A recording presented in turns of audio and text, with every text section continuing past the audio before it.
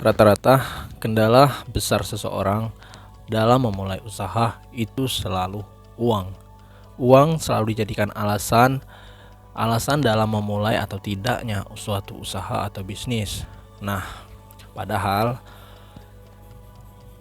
uang itu hanya salah satu dari modal, namun uang tidak termasuk dalam kategori modal yang sangat penting atau modal yang utama dalam menjalankan suatu usaha atau bisnis. Nah, di sini kita akan membahas tentang modal penting dalam memulai usaha atau modal penting yang harus kita miliki dalam berjualan.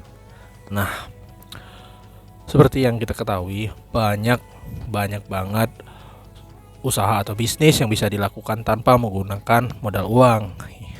Contohnya ada dropshipper, affiliate, kemudian dan masih banyak lagi jenis-jenis bisnis yang tidak selalu menggunakan uang.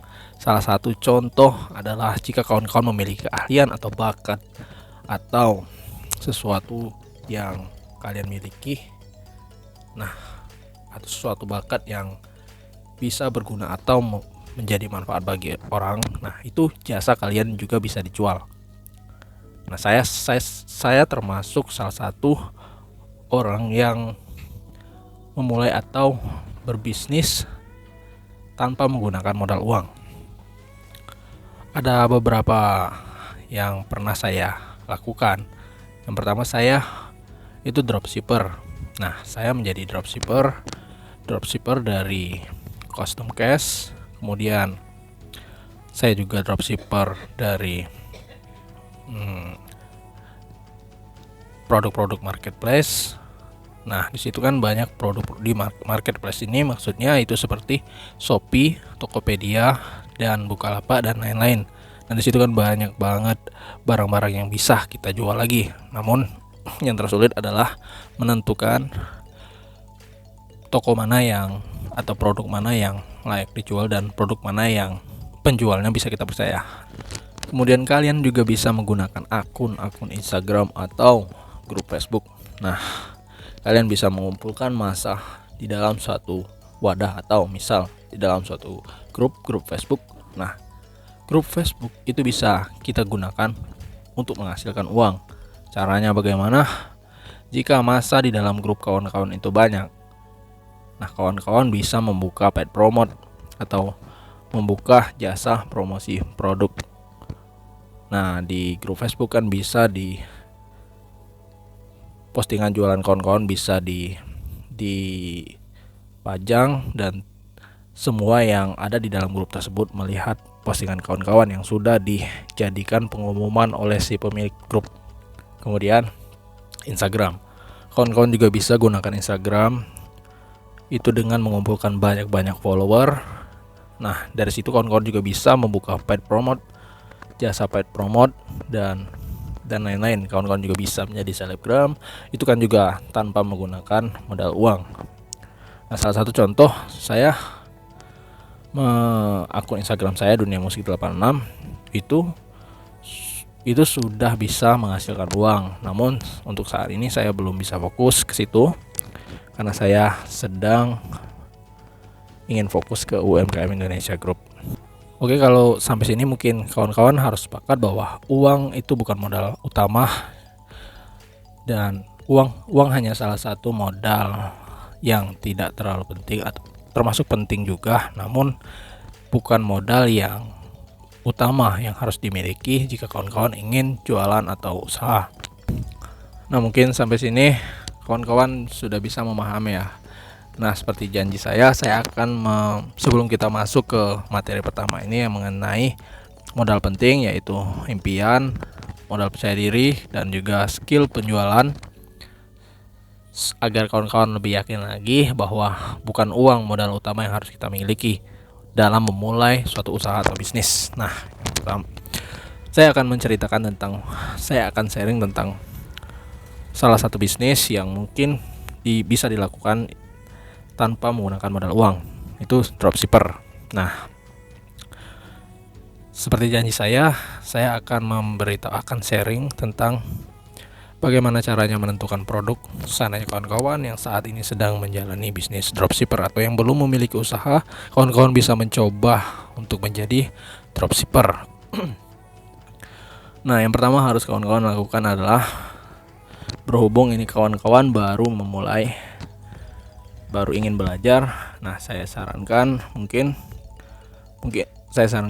kawan-kawan bisa dalam menentukan produk yang mau dijual, kawan-kawan bisa lihat di sekitar daerah kawan-kawan permasalahan apa yang sedang dihadapi, atau produk apa yang di sana susah didapatkan namun sangat dibutuhkan.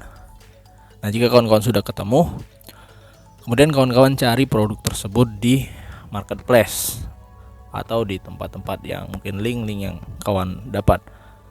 Marketplace itu seperti Tokopedia, Bukalapak, dan juga Shopee. Nah, misal kawan-kawan ingin menjual produk atau ingin menjadi dropshipper pakaian-pakaian fashion seperti mungkin baju-baju metal. Nah, kebetulan baju-baju band metal ini kalau di daerah saya itu masih sangat minim sekali yang menjualnya. Nah, jadi di sini kawan-kawan bisa untuk menjadi dropshipper dari kaos-kaos metal. Nah, yang pertama harus kawan-kawan tentukan, itu kawan-kawan sudah melihat kan, sudah mencari masalah apa yang sedang ada di daerah teman-teman, yang ada di daerah kawan-kawan. Nah, kemudian kawan-kawan cari solusi untuk menyelesaikan permasalahan tersebut, produk apa yang bisa menyelesaikan permasalahan tersebut. Nah, ketika kawan-kawan sudah mendapatkan sebuah produk tersebut, nah, bagaimana langkah selanjutnya? Kawan-kawan misal sudah menentukan produk baju metal. Nah, kemudian ketika kawan-kawan sudah menemukan produknya itu tadi yang saya contohkan seperti baju metal ini, kawan-kawan hubungi penjualnya.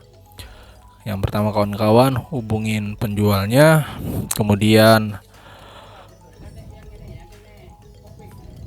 Kemudian kalian sampaikan kalau kalian ingin menjadi dropshipper dari produk yang penjual itu jual. Nah, setelah kawan-kawan menemukan, kemudian minta tolong kepada penjualnya untuk menuliskan nama toko kawan-kawan di dalam nama pengiriman. Di dalam nama pengiriman itu kawan-kawan minta, di dalam nama pengirim itu kawan-kawan minta tuliskan nama toko kawan-kawan. Nah, kemudian biasanya para penjual di marketplace sudah mengetahui jika kawan-kawan itu adalah dropshipper. Jika kawan-kawan sudah mengetahui cara-cara dropshipper, kemudian kalian ambil foto produknya, kalian foto produknya atau kalian ambil di galeri toko tersebut. Kemudian copy paste deskripsinya, ubah sedikit dengan bahasa kawan-kawan. Nah, harganya kawan-kawan naikkan harga 50-100%. Nah, saran saya jangan tergiur dengan harga murah. Kalian harus cek dulu. Nah, apalagi marketplace, kalian harus cek dulu rating dari toko tersebut, ulasannya seperti apa. Kemudian komentar-komentarnya yang sudah order di toko tersebut itu baik atau itu bagus atau tidak. Kemudian paling tidak kalau di marketplace ratingnya harus minimalnya itu 97%.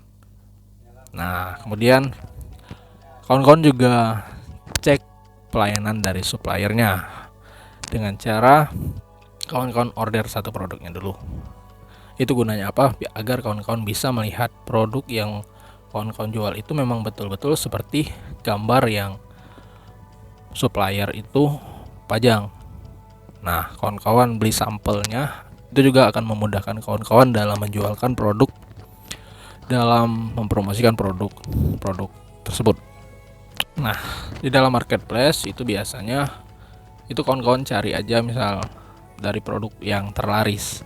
Kan di situ ada, di marketplace itu ada kategori produk terlaris. Nah, kawan-kawan bisa klik produk terlaris tersebut apabila kawan-kawan belum menemukan sebuah masalah atau sebuah produk yang ingin kawan-kawan jual. Nah, kawan-kawan bisa pilih di produk yang terlaris.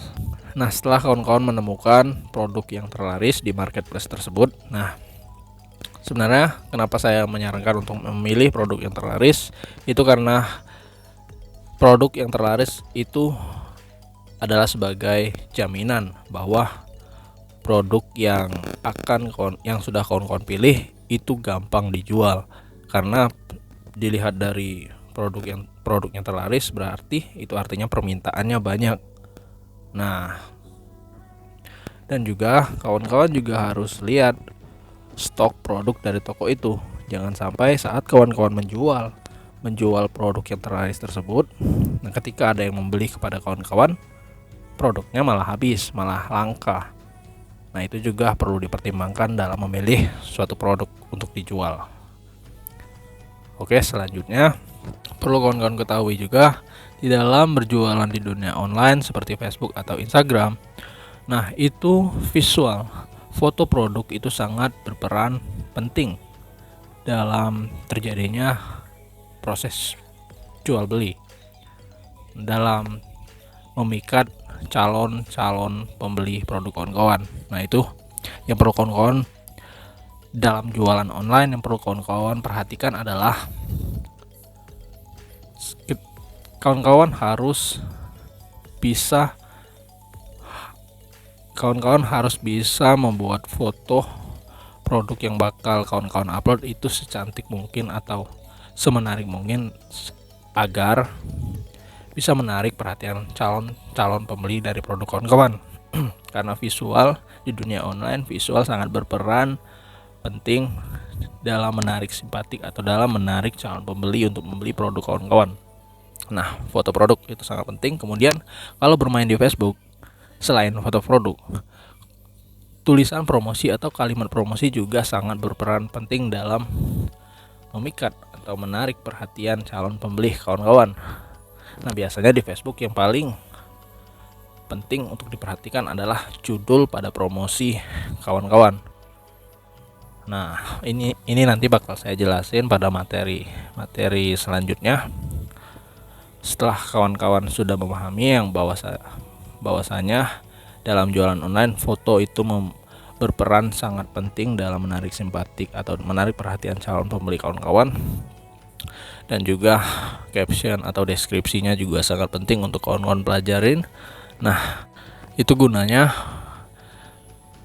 tapi kawan-kawan harus, misalkan kawan-kawan tidak memfoto, kawan-kawan foto produknya itu mengambil dari supplier atau dari supplier, foto-foto produk yang kawan-kawan ambil dari supplier. Nah, kawan-kawan harus perhatikan atau kawan-kawan harus menjamin bahwa produk yang akan dikirimkan supplier kawan-kawan itu benar-benar sesuai dengan gambar dan deskripsi yang sudah kita buat atau yang sudah supplier itu buat.